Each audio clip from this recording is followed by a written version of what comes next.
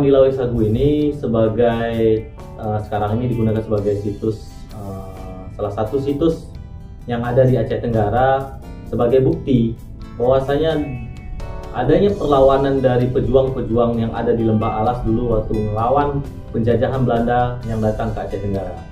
Dan sebenarnya kaitannya antara makam pahlawan yang ada di Lawai Sagu ini ada sedikit kaitannya dengan peperangan atau pembantaian yang terjadi di Kutare. Karena pada masa itu hampir sama masa datangnya kolonial Belanda yang dipimpin oleh Van Dailen.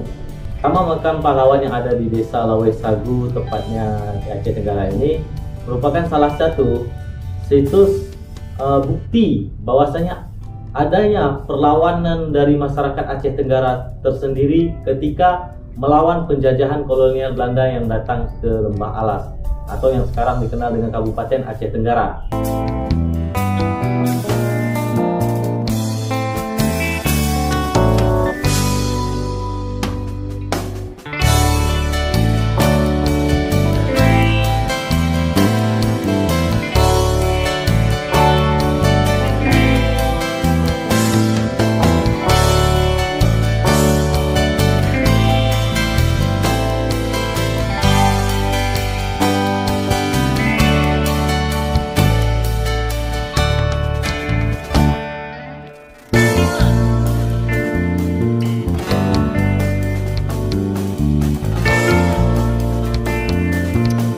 Posisi desa Lawai yang dikenal dengan sekarang ini desa Lawai Sagu ini merupakan salah satu sektor pusat kediaman dari para kolonial Belanda itu sendiri.